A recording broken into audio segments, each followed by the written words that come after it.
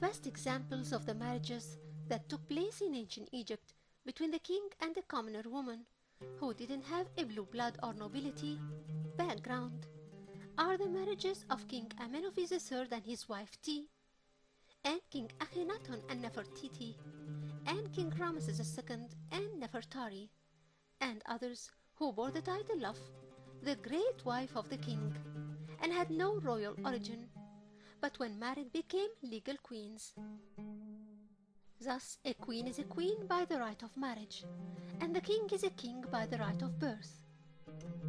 Sometimes, the husband of the princess took the throne, like in the cases of Semenchekara and Tutankhamun, but that happened in certain circumstances, which is the non-existence of a male inheritant to the dead king. Thus the kingship transfers to the husband of the daughter as a sort of connection between the current ruler and the preceding one. It's noticeable also that in case of the non-existence of a daughter, there was no problem in sitting on the throne.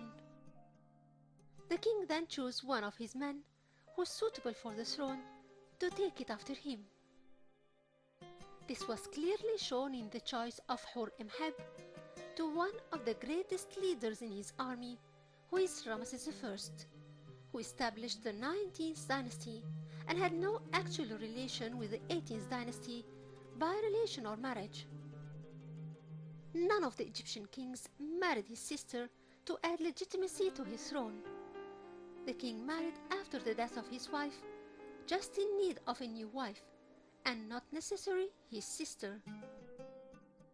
It was proved that the women of the royal family married the leaders of the army and the rulers of the nomes and the high officials of the country, and none of them was prohibited of marriage just to guarantee the continuity of the throne to the king after the death of his wife. If the king needed that, he would have married all his sisters together to guarantee the legitimacy of his throne forever, but that never happened.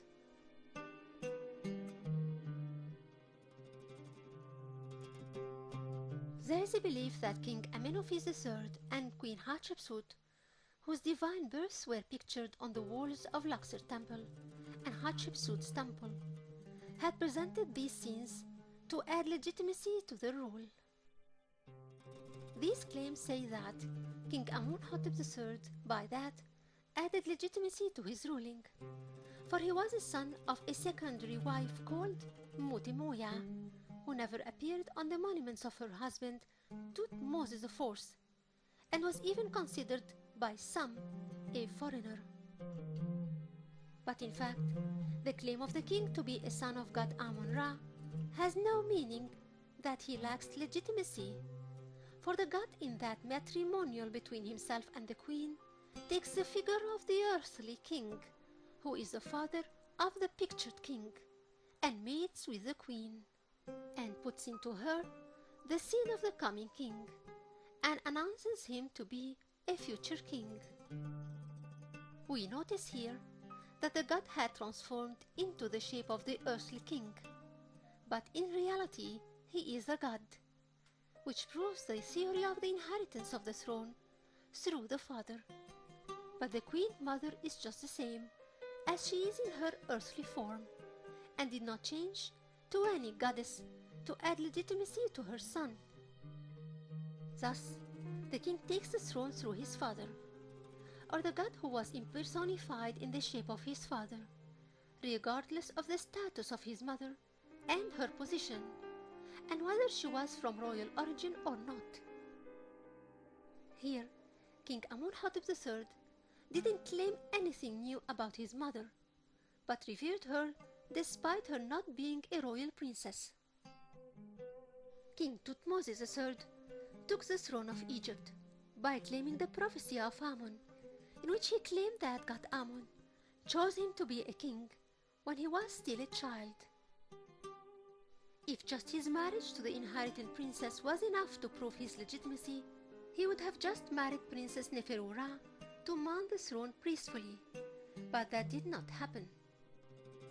In fact, there is a great doubt about the marriage between them ever happened, as she never got the title of the wife of the king.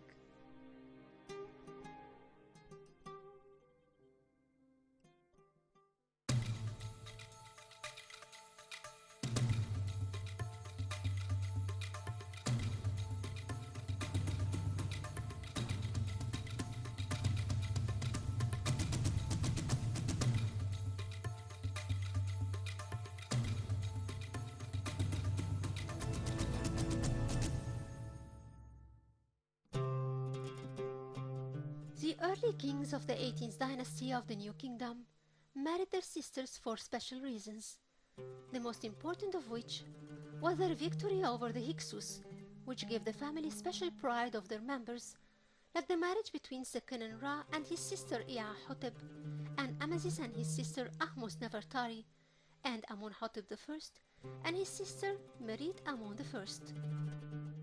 The existence of prominent queens like Titi-Sheri, who is considered the great-grandmother of the New Kingdom, and Queen Ea-Hotep, who is a mother of the New Kingdom, played important roles throughout the entire time of the struggle, until independence. They definitely had their opinions concerning the marriage of Amasis from his sister Ahmose-Nefertari, who also played a role during the Liberation War. This is considered a type of close connection and union among the members of a family that was basically established for the resistance and the war against the Hyksos occupation of Egypt. The king was also a human being who had feelings like anyone else, and was possible to live a love story with any girl from the common people from any level, and had the right to marry her and elevate her to the queen's level. It was not necessary in all cases the existence of a royal princess for the king to marry, for there is a possibility that he didn't have a sister at all to marry. Then he could marry anyone and lift her up to the position of the queen. The king didn't have a law about polygamy like the rest of the people, for he had the right to marry whenever and whoever he wants, and as many as he wanted. There wasn't in ancient Egypt the term of legal wife of the king and illegal wife. All the wives of the kings were equal in rights and in their connection with him, and that's shown in the monuments of these kings. The marriage of the king in ancient Egypt with his daughter was only mentioned in 3 stories from the New Kingdom, and that was in the reign of King Amun-Hotep III and Amun-Hotep IV and Ramesses II. The title that's connected with that marriage is Hemet-Nesu-Weret, which means the great wife of the king, and it had been used especially in the New Kingdom. This title was given to Sat Amon, the daughter of King Amun-Hotep III, and the 2 daughters of Akhenaton, Merit-Aton and Ankhsenpa-Aton. During the reign of King Ramesses II, his daughters Benet-Anat and Merit-Amon and Nebet-Tawi took that title, but that doesn't mean necessarily a real marriage between the father and his daughter, especially that many of them took that title during the life of their mothers, and it isn't logical that the king marries his daughter and elevates her to the level of the first wife when her mother is still alive, performing her role in ruling Egypt as a wife of the king. It's well known that the Queen of Egypt, who bore the title of Hemet-Nesu-Weret in the New Kingdom, had many roles to play, whether they were religious or political or social. Most of the princesses who bore that title took it in a late period during the reign of their fathers and in special circumstances. Thus, it's possible that the role of the great royal wife was distributed between the mother and her daughter. It's very possible that the mother queens got old and couldn't perform all their public duties. Then the daughter was considered a deputy of her mother to do her job in public affairs, which can only be done by the one who bore the title of Hemet-Nesu-Weret. Thus, it was important to give the daughter the title on behalf of her mother.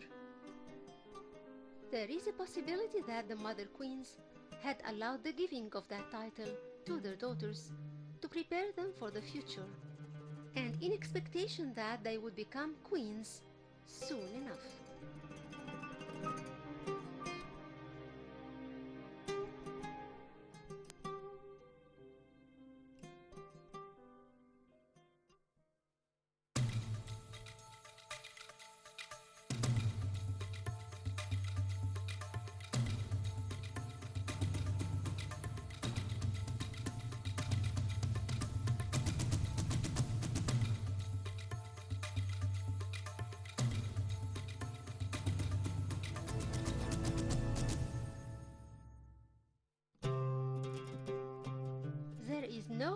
in the ancient Egyptian history that the father married his daughter, a true marriage, for many consider the title of the great royal wife to be just an additional honorable title given to the royal daughters as a sacred thing.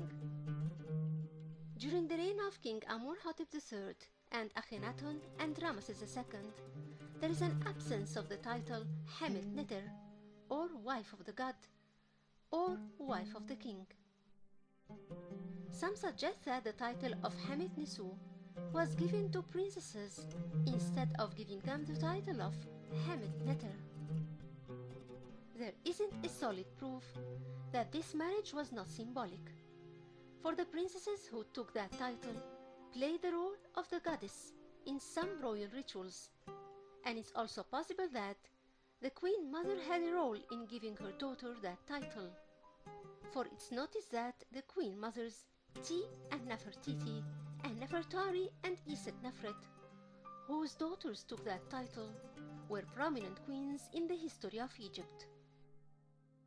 The Queen Sat Amon, who is a daughter of King Amun-Hotep III and Queen Ti, had appeared with her daughter in a scene taking the title of Hemet Nesu, or king's wife, while his wife was titled Hemet Nesu Weret, or the great royal wife, in the same time. When Sat Amon appeared alone, she bore the title of Hemet Nesu Weret, which indicates that she was a deputy of her mother. Some points to the fact that the two young princesses Merit Aton and Ankhsenpa Aton are girls of their grandparent Akhenaton and not their father, for they were both royal wives of Semenchekara and Tutankhamun. Secondly, thus there is no problem that the two princesses were daughters of Semenchekara and Tutankhamun. Both princesses bore the title of Sat Hemet Nesu, or daughters of the queen. Thus it's possible that the title of Hemet Nesu Weret, which the two princesses took, was connected with that title.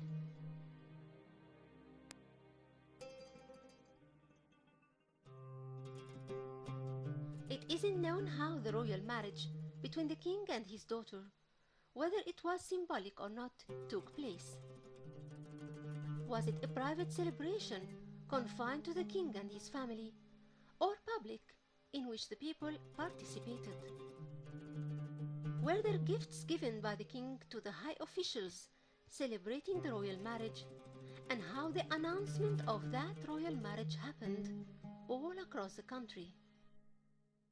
The answers to these questions are not possible, for the monuments didn't explain how that happened. Yet, we can speculate from simple clues that there was a celebration of the royal marriage. For we find that when the foreign wives' marriages was mentioned in Thutmose III and IV and Amun-Hotep III and Ramesses II reign, there were festivals in all of Egypt celebrating the arrival of the bride. It was mentioned that the Mitannian wife of Amun-Hotep III, on her arrival to Egypt, was loaded with a massive quantity of gifts and accompanied by 317 women and servants. So was the event during the reign of King Ramesses II, when the Hittite princess arrived. We see the celebrations of that happy event and the popular celebrations in the streets of the capital, and the appearance of the queen beside the king in the palace marvelously, then changing her name and taking the new name of Ma'ed Hur Neferu Ra. These simple hints of the marriage of Egyptian kings to foreign princesses prove that the marriage of the king with an Egyptian queen definitely happened according to certain rituals and huge celebrations. We know of no other king but Amun-Hotep III who declared his marriage when he married Queen Ti, for he had ordered the making of memorial scarabs that commemorate their marriage or mention their relationship when certain events happened during his reign.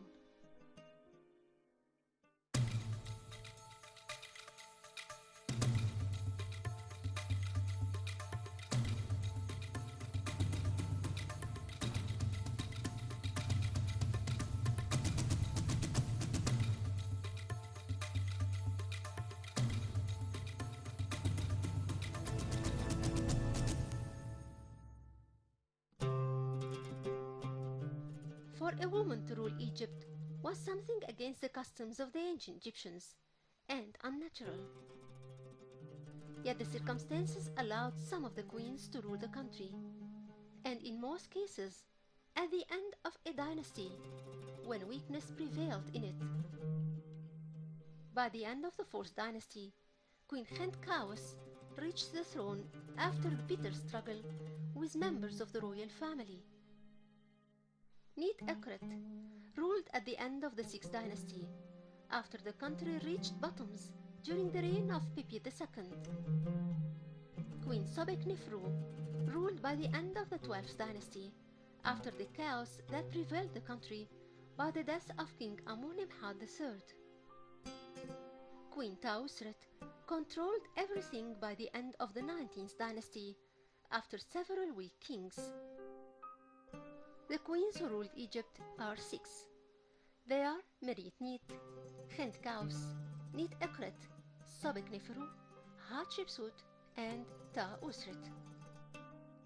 Petrie found in one of the tombs of Abydos a panel on which the name of Queen Merit Neith was written alone, which means she ruled the country third in number in the fourth dynasty. But since many seals that bore the name of King Den were found in that tomb, and he was the fifth king in the first dynasty, some thought that she was his wife.